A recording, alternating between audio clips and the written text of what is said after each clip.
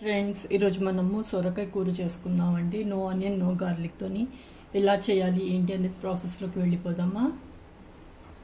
Hi friends, ఈరోజు మనము సొరకాయతోని కూర చేసుకుందాం. కద్దు అని కూడా అంటారు కదా హిందీలో. దాని కూర చూపిస్తాను. నో ఆనియన్ నో గార్లిక్తో చూపిస్తానండి ఈరోజు మీకు. ఆయిల్ ఎక్కువ పట్టదు, చాలా తక్కువ వేసుకోవాలి. ఇక్కడ ఏం చేస్తానంటే ఇప్పుడు నేను ఆవాలు వేసేసుకుంటున్నాను.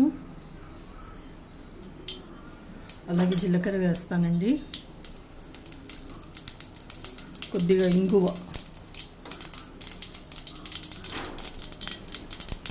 పసుపు కూడా వేసుకుందాం, కరివేపాకు కూడా వేస్తున్నాను. ఇది ఒక చిన్న సొరకాయ కోసి పెట్టుకున్నానండి, ముక్కలు కోసి పెట్టుకున్నాను. వేసేస్తాను ఇప్పుడు ఇక్కడ. కలుపుకుందాం.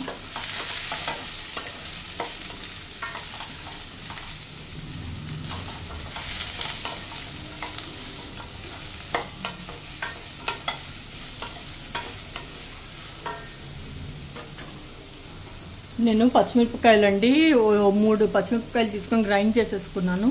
అది ఇప్పుడు ఇక్కడ వేసేస్తాను.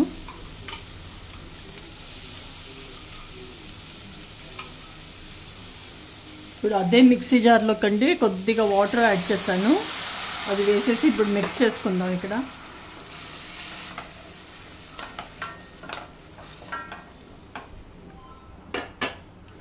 మూత పెట్టేసుకుందాం. ఇక్కడ మూత తీస్తున్నాను. ఒకసారి కలుపుకుందాం.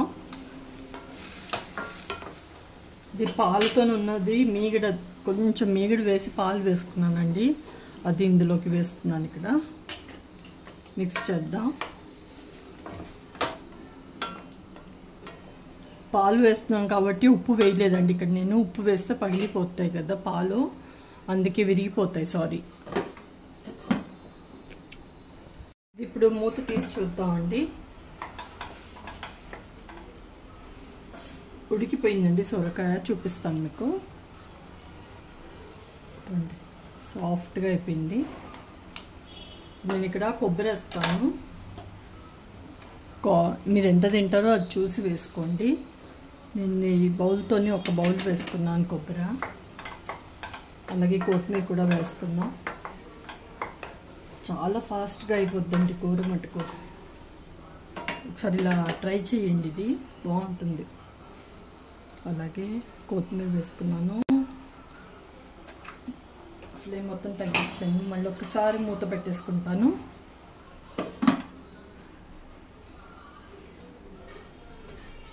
సొరకాయ కూర అయిపోయిందండి. ఇందులో కద్దు కూర అంటారు. ఇది ఆఫ్ చేసేస్తున్నాను. ఉప్పు వేయడం మర్చిపోయానండి, కొద్దిగా వేస్తాను ఉప్పు. కొబ్బరి వేయకన్నా ముందే వేయాలండి, మర్చిపోయాను కాబట్టి ఇప్పుడు వేస్తున్నాను నేను. టేస్టీగా ఉండే సొరకాయ కూర అండి. నో ఆనియన్ నో గార్లిక్తో చేశాను. అందరూ తప్పకుండా ట్రై చేయండి. ఎలా కుదిరిందో చెప్పండి. Thank you.